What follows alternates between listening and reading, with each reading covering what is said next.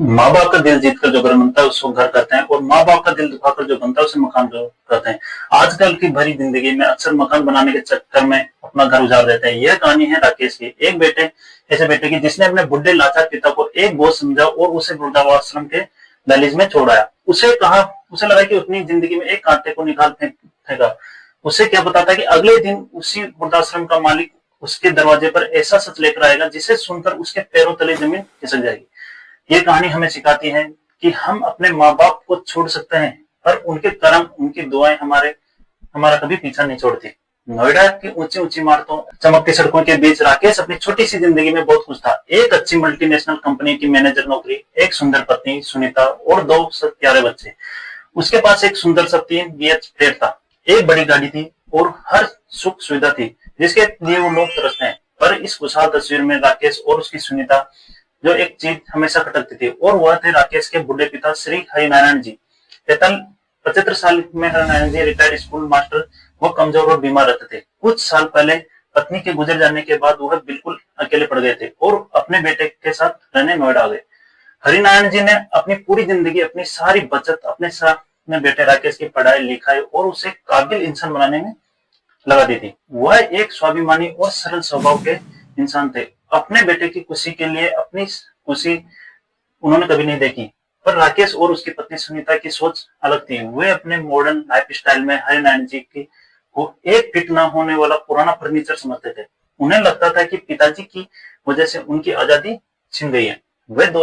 वो दोस्तों घर पर नहीं बुला पाते थे, पार्टी नहीं कर पाते थे। पिताजी की खांसी की आवाज, उनकी पुरानी आदतें और उनकी दवाइयों का खर्चा, यह सब उन्हें एक बोझ लगता था। सुनीता अक्सर राकेश की शिकायत करती, तुम्हारे पापा की वजह से घर का माहौल खराब होता है, बच्चे भी ठीक से टीवी नहीं देख पाते, इन्हें किसी अच्छी जगह पर क्यों नहीं रख देते। धीरे धीरे सुनीता की इन बातों से राकेश के मन में भी जहर बोल दिया। वह अपने पिता की खींचा खींचा रहने लगा। वह भूल गया कि वह वही पिता है जिन्होंने उसकी अंगुली पकड़कर उसे चलना सिखाया था, जिन्होंने अपनी रातें जागकर उसे पढ़ाया था और जिन्होंने अपने सपने बेचकर उसके सपनों को खरीदा था। एक दिन राकेश और सुनीता ने फैसला किया, एक ऐसा फैसला जो किसी बेटे के लिए शर्मनाक होता है। उन्होंने अपने पिता को वृद्धाश्रम में छोड़ने का फैसला किया। उन्होंने अपने पिता से झूठ कहा, पापा शहर के पास एक बहुत अच्छा आश्रम है, वहां आपके जैसे बहुत से लोग रहते हैं, वहां आपका मन भी लगेगा और आपकी देखभाल भी अच्छी होगी, हम आपको वहां घुमाने ले जा रहे हैं। हरनान जी अपने बेटे की चाल बिल्कुल नहीं समझ पाए। उन्होंने सोचा अपना बेटा बिल्कुल सच बोल रहा होगा। उन्हें लगा कि शायद उनका बेटा उनकी भलाई के लिए ये कह रहा है। वह खुशी खुशी अपने उनके साथ जाने को तैयार हो जाते हैं। अगले दिन राकेश अपनी गाड़ी को मैं अपने पिता को बिठाकर शहर के दूर बने एक वृद्धाश्रम सांतोकू की ओर चल पड़ा। रास्ते भर हरिनारायण जी अपने बेटे से बातें करते रहे, उसे बचपन के किस्से सुनाते रहे और राकेश चुपचाप पत्थर का एक दिल लिए गाड़ी चलाता रहा। शांति कुंज में एक बड़ी और साफ सुथरी जगह थी, पर उसकी दीवारों में एक अजीब सी उदासी और खामोशी थी। राकेश ने वहां पर उसके मैनेजर से बात की, कुछ फॉर्म भरे और एडवांस में कुछ पैसे जमा करवाए और जो फॉर्मेलिटी थी वो सारी करे। जब वह वहां से जाने लगे तो हरिनारायण जी ने उसका हाथ पकड़ लिया, बेटा तू कब आएगा मुझे लेने। राकेश ने अपने पिता की आंखों में बिल्कुल नहीं देखा। उसने रोके स्वर में कहा, आता रहूंगा पापा, आप अपना ख्याल रखना। और वह अपनी गाड़ी में बैठकर वहां से चला जाता है। उसने एक बार भी पीछे मुड़कर नहीं देखा। पीछे वृद्धाश्रम में गेट में एक बूढ़ा बाप अपनी आंखों में आंसू लिए अपनी उजड़ती हुई दुनिया को देख रहा था। घर आकर राकेश सुनीता ने एक रात की सांस ली। उन्हें लगा कि उनके सिर से एक बहुत बड़ा बोझ उतर गया है। उन्होंने उस रात पार्टी करने का फैसला किया। उन्होंने अपने दोस्तों को बुलाया और देर रात तक संगीत शोर में अपनी उस करतूत को पर्दा डालने की कोशिश करते रहे। उधर शांति कुंज में हरिनारायण जी को एक कमरे में पहुंचा दिया गया। उस कमरे में एक और बुजुर्ग पहले से ही रहते थे। हरिनारायण जी पूरी रात सो नहीं पाए। उनकी आंखों के सामने बस अपने बेटे का चेहरा और उनके कहे हुए आके शब्द घूम रहे थे। उन्हें एहसास हो रहा था कि उनके घुमाने के लिए नहीं, बल्कि उनको हमेशा के लिए छोड़ने के लिए लाया गया। अगली सुबह वृद्धाश्रम के मालिक श्री आनंद कुमार अपने रोज के नियम के अनुसार आश्रम के नए सदस्यों से मिलने आए। आनंद कुमार 50 साल के एक बेहद शांत और सुलझे हुए इंसान थे। उन्होंने यह वृद्धाश्रम अपने माता पिता की याद में बनवाया था और वह इसे किसी बिजनेस की तरह नहीं बल्कि एक सेवा के रूप में चलाते थे। हमेशा वह हरिनारायण जी के कमरे में जैसे पहुंचे, उन्होंने हरिनारायण जी के चेहरे पर उदासी और आंखों में दर्द दूर से पढ़ लिया। उन्होंने बहुत ही प्यार से उन्हें कंधे पर हाथ रखा। बाबूजी, मैं इस आश्रम का मालिक आनंद हूँ, आप चिंता मत कीजिए, यह भी आपके अपना घर की तरह ही है। उन्होंने हरिनारायण जी से उनके परिवार के बारे में सब कुछ पूछना शुरू किया। हरिनारायण जी का गला भर आया। उन्होंने रोते हुए अपने बेटे के बारे में बताया। उन्होंने बताया कि कैसे उन्होंने अपना सब कुछ लगाकर उसे पढ़ाया लिखाया। आज वही बेटा उन्हें बहुत समझकर यहाँ पर छोड़ गया। पूरी बात सुनते हुए आनंद कुमार की आंखें भी नम हो गई। पर जब उन्होंने हरिनारायण जी का नाम और उनके पुराने पैसे यानी कि स्कूल मास्टर होने के बारे में सुना तो वह चौंक पड़े। उन्होंने हरिनारायण जी के चेहरे पर बहुत गौर से देखा। बाबूजी, आप कौन से गांव के में स्कूल में पढ़ाते थे? उन्होंने कांपते आवाज में पूछा। हरिनारायण जी ने अपने गांव का नाम बताया। और आपका पूरा नाम हरिनारायण शर्मा है? हाँ बेटा, पर तुम यह सब क्यों पूछ रहे हो? यह सुनते ही आनंद कुमार के पैरों तले जमीन खिसक गई। वो अपनी कुर्सी से उठे और रोते हुए हरिनारायण जी के पैरों पर गिर पड़े। गुरुजी, आप यहाँ इस हालत में? हरिनारायण जी हैरान रह गए। बेटा, तुम कौन हो? तुम मुझे गुरु क्यों कह रहे हो? आनंद कुमार ने अपनी आंखों आंसू पूछे और उनका चेहरा ऊपर उठाया। गुरुजी मैं आनंद हूँ, सबसे नालायक शिष्य है आनंद, जिसे आप हमेशा कहते थे कि तू एक दिन बहुत बड़ा आदमी बनेगा। हरिनारायण जी ने अपनी धुंधली आंखों से उसे पहचानने की कोशिश की। उन्हें याद आया सालों पहले उनके गांव के स्कूल में एक बहुत ही गरीब पर होशियार लड़का पढ़ता था। आनंद उसके माँ बाप नहीं थे। हरिनारायण जी ने उसे अपने बेटे की तरह माना। उन्होंने न सिर्फ उसे मुफ्त में पढ़ाया बल्कि अपनी छोटी सी तनख्वाह से उस पैसे बचाकर उसके आगे की कॉलेज की पढ़ाई का खर्चा भी उठाया था। उन्होंने ही आनंद को शहर भेजा और कहा था, बेटा इतना बड़ा बनना कि तुम हजारों लोगों की मदद कर सको।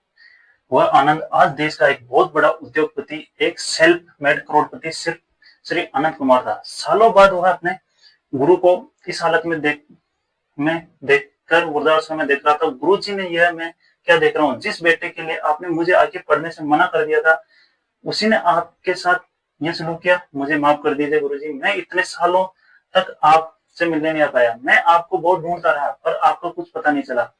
उस दिन उस वृद्धाश्रम के कमरे में गुरु और शिष्य का ऐसा पुनर्मिलन हुआ जिसने हर देखने वाले की आंखों को नम कर दिया। आनंद कुमार को जब यह पता चला कि राकेश जिसने उसके पिता को यहाँ छोड़ा वो कोई नहीं बल्कि उनके गुरु का ही बेटा है, तो उनके तन बदन में आग लग गई। उन्होंने फैसला किया। अगली सुबह राकेश अपने घर पर आराम से सो रहा था। सुनीता उसके लिए चाय बना रही थी। दोनों बच्चे स्कूल जा चुके थे। वे दोनों आज अपने घर में एक खाली हुई जो कमरा था उसमें एक मिनी बार बनाने की योजना बना रहे थे। तभी दरवाजे की घंटी बजती। राकेश ने दरवाजा खोला। सामने एक अनजान और बेहद रफ्तार शख्स खड़ा था। वो बोला, जी कहिए। राकेश ने पूछा। मैं अंदर आ सकता हूँ? आनंद कुमार ने शांत भरी आवाज में कहा। राकेश ने उन्हें अंदर बुलाया। आनंद कुमार ने जैसे प्लेट के चारों तरफ से देखा फिर वो सोफे पर बैठ गए। मैं शांति कर कुंज वृद्धाश्रम का मालिक हूँ जहाँ आप कल अपने पिताजी को छोड़ कर आए थे। यह सुनते ही राकेश के चेहरे का रंग उड़ गया। उसे लगा कि शायद कुछ और पैसे मांगेंगे या फिर कोई शिकायत करने आए होंगे। देखिए मिस्टर, मैंने सारे पैसे जमा करवा दिए और मेरे पिता वहां अपनी मर्जी से गए। आपको कोई दिक्कत है तो आनंद कुमार मुस्कुराए, एक ऐसी मुस्कान जिसमें दर्द और गुस्सा दोनों थे। उन्होंने कहा, दिक्कत मुझे नहीं अब तुम्हें होने वाली। राकेश बोला, क्या मतलब? राकेश अकड़ा। आनंद कुमार ने कहा, शायद तुम मुझे नहीं जानते पर तुम्हारे पिता हरिनारायण जी मुझे बहुत अच्छी तरह से जानते हैं।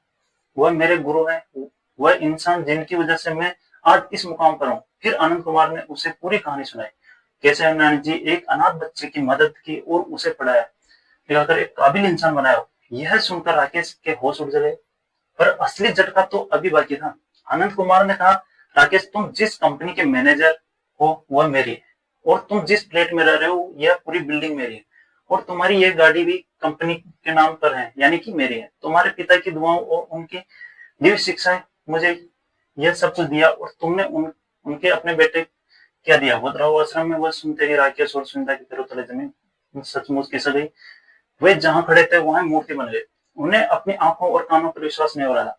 जिस पिता को वह बहुत समझ रहे थे उनकी पूरी दुनिया, उनकी पूरी हैसियत उसी पिता ने एक शिष्य की देवी भीख थी। आनंद कुमार ने शांत और दृढ़ आवाज में कहा, मैं चाहूं तो 1 मिनट में तुमसे तुम्हारा सब कुछ छीन सकता हूँ, तुम्हें सड़क पर ला सकता हूँ, पर मैं ऐसा नहीं करूंगा तुम्हारे क्योंकि मैं अपने गुरु के बेटे को बर्बाद नहीं कर सकता। पर तुमने अपने पिता को रखने का हक खो दिया है।